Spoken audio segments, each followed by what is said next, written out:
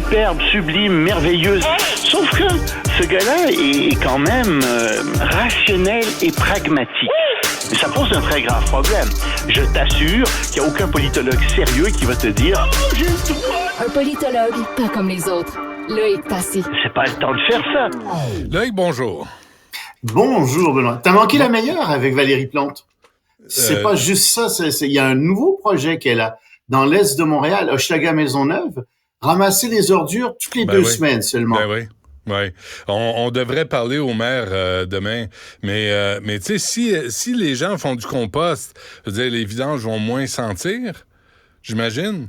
Mais... Non, parce que les gens font pas vraiment le compost, parce que c'est pas lavé, parce que quand ça sort dehors, les jours où il y a du compost sur les rues, ça sent extrêmement mauvais, parce que c'est mal fermé, les mouches s'en mêlent. Tu peux pas ramasser les ordures toutes les 2 semaines puis te dire que tu n'auras pas de problème avec les rongeurs, avec les mouches, avec les odeurs, puis éventuellement des problèmes d'épidémie. On est dans une grande ville, puis qu'est-ce que tu veux? Ça doit être ramassé régulièrement, puis 2 fois par semaine plutôt qu'une, mais ça, à moins que les gens se mettent à jeûner plusieurs jours par semaine, je vois pas comment on peut le faire. Mais peut-être que c'est ça son projet. Elle se préoccupe de notre santé, c'est bon de jeûner, paraît-il. Oui, et développer le système immunitaire, mais c'est sûr que dans un quartier où il y a des logements puis des condos, on n'est pas en banlieue, là, on n'a pas une maison où on peut mettre les trucs sur le bord de la maison puis il n'y a rien qui... Mais même ça, écoute, imagine que tu partes en vacances pendant 2 semaines puis que ça fait 4 semaines que tes ordures sont là. Imagine que tu manques la collecte une fois. Ce qui arrive à tout le monde, d'oublier de mettre ses ordures au chemin, ça veut dire que ça va rester là pendant 1 mois? Ça veut dire que, voyons. Ça n'a aucun sens. Mais c'est ça, il y a comme... Mais là, tu sais que toute l'administration, les communications de Mme Plante me détestent encore planté. Plus. Ouais, les communications ont planté, c'est ce que je dis. Mais non, il n'y a plus rien. Ouais. Tu veux pas faire le jeu de mots? Non. Les républicains, ça va pas bien, hein? Ils chicanent entre eux, là. Écoute, ça va de mal en pis. Ça va tellement mal que parmi les extrémistes là qui ont fait sortir le président Kevin McCarthy, il y en a qui disent on a un candidat, Donald Trump. Ils en sont rendus à proposer Donald Trump. Moi, je vais voter pour Donald. Oui, techniquement, Donald Trump pourrait devenir président de la Chambre des représentants. Je crois que ce serait un cirque, ce serait épouvantable. Mais en ce moment, on a une paralysie. Il y aura pas de nouveau président qui sera choisi avant 1 semaine. Normalement, ils vont se réunir mardi prochain. Mais qui va se présenter là? Puis qui va être élu là? Puis la faute n'est pas juste aux républicains. Je suis désolé, la faute, c'est aussi aux démocrates. Les démocrates auraient dû appuyer le président actuel parce qu'ils sont responsables aussi de l'incurie qui va sortir de ça, de la paralysie qui va sortir de tout ça. Il aurait suffi qu'une dizaine d'entre eux appuient le président actuel, puis il aurait passé. Alors, ça s'est pas fait parce que les démocrates trouvent que c'est merveilleux de voir les républicains s'entre-déchirer, puis ils disent les électeurs vont voir ça.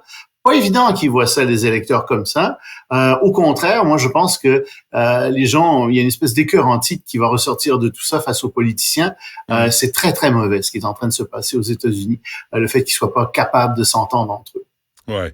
Et là, ils vont nommer dans 1 semaine un crinqué qui va paralyser l'appareil gouvernemental. On ne sait pas qui ils vont nommer, mais c'est tout à fait possible. Je vois pas comment on peut sortir du piège des extrémistes en ce moment. Déjà que Kevin McCarthy faisait à peu près tout ce que les extrémistes voulaient. Le prochain, il va faire quoi? Il va devancer leurs vœux? Je sais pas. Mais effectivement, on peut pas gouverner un pays en laissant autant de pouvoir aux extrémistes. Et soit dit en passant, les gens qui sont pour la proportionnelle, là, les gens comme Charbonneau qui disent « c'est merveilleux, vous allez voir la magie du parlementarisme, les gens vont s'entendre. » Ben non, ça arrive pas toujours. Surtout quand une société est très polarisée, très divisée, c'est pas du tout ça qui se passe, c'est l'inverse. Le Pakistan, qui ordonne le retour chez eux à 1,7 million d'Afghans. Oui, gros pays, le Pakistan, qui a 230 millions d'habitants, un peu plus même. Et donc, ils ont chez eux une grande proportion d'Afghans. Ils en ont à peu près 1,1 million qui sont là de manière, entre guillemets, régulière. Presque 900 000 à qui on a aussi donné des permis. Et ils en ont qui sont arrivés là, 1,3 million, qui n'ont pas le droit d'être là. Et ils en ont assez. Ils veulent les sortir de là. Pourquoi? Parce que le pays a des gros problèmes lui-même. Il y a eu, on l'a vu, des inondations épouvantables. Le pays est aux prises avec une inflation épouvantable, des taux de chômage, etc. Et en plus, les Afghans se mêlent un peu de politique. Les Afghans, semble-t-il, font un peu de créer des problèmes à la frontière.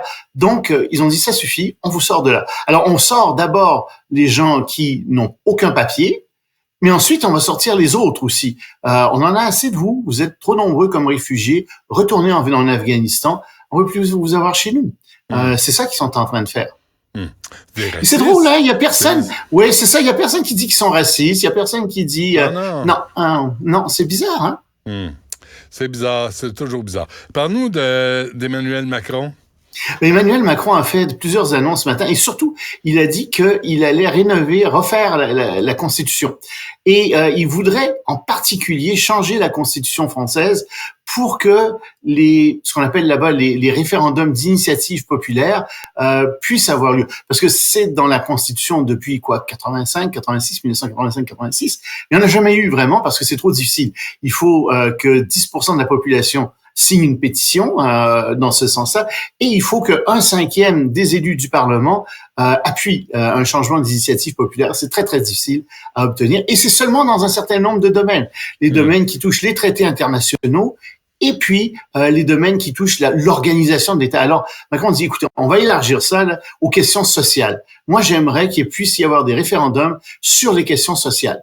Et il dit, c'est trop difficile d'avoir des référendums avec le mécanisme qu'on a, il faut alléger ce mécanisme. Alors, il y a beaucoup de gens qui sont d'accord avec lui, mais il y en a d'autres qui disent, attention, peut-être qu'on va avoir un conflit entre de la démocratie directe et de la démocratie indirecte.